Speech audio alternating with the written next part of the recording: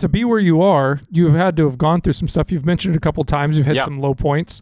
Tell for each of you guys, or maybe it's a collective low point since you guys have partnered so much, but what's, each of you, what's been your biggest struggle? When have you come the closest to just throwing in the towel? I've had a few pretty brutal experiences. I don't know if brutal is the right word, but in 2018, I lost my home in the Camp Fire in Paradise, California, and then my parents' home burnt down the fire as well, and my whole city was burnt down. 2 days before that, me and my wife had a miscarriage, and so we got double hit. I mean, it was like I didn't know really, like, what's the purpose anymore? Like, why? What is this really what I'm being served? Like, how do you get out of something like that? So those were two very difficult times in my life that I had to be strong, be the backbone of my family, with I had one son at the time and my wife. I have a second child now, but and my parents as well. Like, what are we doing, and how do we bounce back and be resilient from this? Luckily, at the time, I did have some self-discipline and self-awareness around my mindset, but a lot of that year of dealing with everything that came with a catastrophe like that, that's where I found that, okay, it has to do with mindset, has to do with bouncing back. And then at the time, Eli and I were running one of our businesses as well, and it was a little rocky at the time. So we were already dealing with all of that. So that was a pinnacle in my life where I was like, okay, if I could drop a pin looking backwards 5-10 years, there was a moment where I woke up one day and I was like, I can't dwell anymore. I have to be the role model that my child and my wife need, and my parents. And I have to move forward in a way that, everyone is going to follow me and change their mindset just by watching, my actions and how I'm moving forward. So that is thanks for sharing that. That's tough. Yeah. That's not easy to share. That's both of those things. You lose your home and then you lose a life that you already are attached to. Yeah. Absolutely. And what was interesting was we actually had another miscarriage this past summer. And the going through that was actually more difficult than the first one, because the first one, 2 days later, the fire burnt. So we didn't have any time to even cope or think or anything or mourn on what happened. So the second one was really, really, really hard. It really was, like you said, you already fell in love with this beautiful child that you're already seeing the future and seeing, what your house is going to change and everything, right? Them going to school, you're already starting to think about those things. And so I recently went through another experience that had to go and cope and through those things, but I'm so much stronger than I was then. I was able to really be aware of my emotions and really think and process. I don't want to say quicker, because it's not something you don't need to process quick. That's not what it is, but understanding how to process in the right way. So those were the big ones for me for sure. But really, if I didn't go through those, I wouldn't be who I am today. So I appreciate that. Thank you. All right. Yeah. And And as as we share these stories too, it hopefully it starts to paint a picture to the audience what we're doing and our mission and our new purpose and our fulfillment, which is Kyle and I are both stoked dudes. We are so happy. We are positive. We are fulfilled in life. And what we have gone through could have derailed so many people. And our goal is to find those people and show them that there is a light at the end of the tunnel. And that's between our experiences with business and personal, that's what we're trying to do. So as it just paints a picture for everybody around some of that stuff. Kyle, you say something there? Well, I just want to touch one thing. It's kind of like when people say, don't let the past define who you are. Yeah. Well, I think it's really, there's two different ways you can let your past define you. It's okay to let your past define you if you're walking forward in a positive momentum, learning from those things. Where a lot of people, they let their past define them, and it's just, that's who they are. They walk with that for the rest of their life. Like maybe someone that, had to go to prison for a few years, they let themselves define that for the rest of their life, and they can't get out of that mentality and stuck that, no, I can do better, I can improve, I can make impact at the end of the day. So, and that happens on both sides, right, Kyle? Like whether it's a negative thing in the past or a super high point in the past. Yes, like absolutely. you win, you're like the most valuable player in your team. It's win the state championship in high school, and you never get beyond never let that. it down. And you live on that. It's like Uncle Rico from Napoleon Dynamite. That movie's like Uncle Rico. I could have been a pro, right? And he just lives there. But that stuff happens a lot in real life. Yeah, it does. You see that effect of, I don't have any stats, but it's probably like 80%, but they're all made up on the spot anyway. But like I know a lot of valedictorians and salutatorians from high school and even sometimes college. They peak only because they don't know what to do next. You know what I mean? And that could be just as sad as someone who can't get away from a really, really unfortunate experience too. Yeah. So Kyle, it's not Kyle, sorry, Eli, your turn, bud. Yeah. What do you got? My kind of like. I mean, this is important to me. Like we all love to get on shows and talk to each other about the millions of dollars we made, but I want to know, want to know how you overcome, because that tells me your mettle, how you overcome the obstacles. Yeah. And for me, kind of my trough was back in 2020. I mean, there was 2021. In a span of 2 weeks, I went through a divorce. I lost my uncle, who was kind of like this guiding, he was just kind of a mentor for me. And then our business had days before it was going to go under, and we were accountable for 15 heads.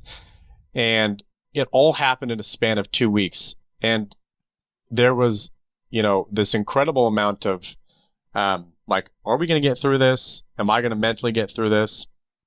And then it was just about, for me, it was what I love, and one of my favorite pillars in our kind of methodology, which is ownership.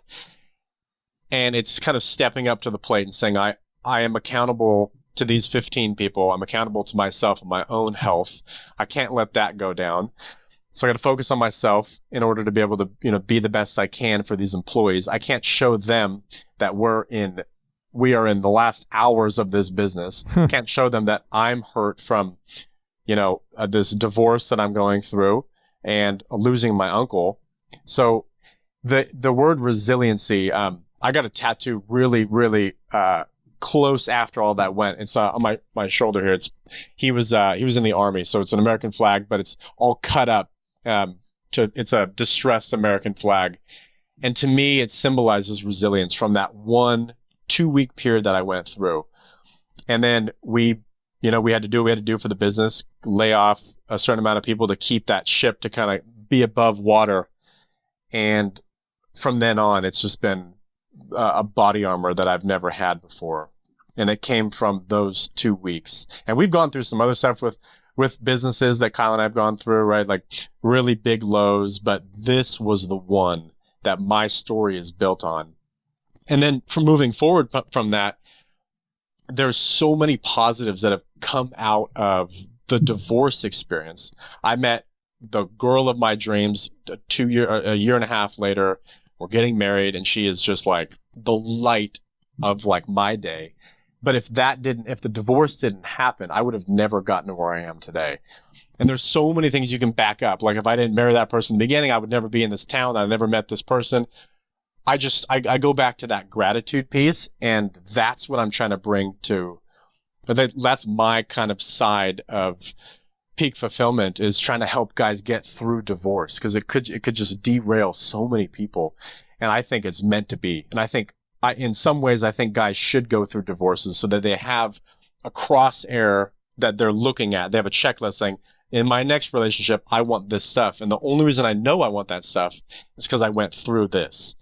And every divorce is different, but I do think that having the glass half full look is no, really man, you can't get a divorce. No, I'm not talking. I mean, divorce, I'm thinking of, like as a failure, like every man has to go through a failure to realize that, there are, exactly, to realize, learn from that failure and move forward. Yeah. Now, after listening to all of you guys here, I'm hearing, like a word like, I, I went through this. I, like had a really bad time.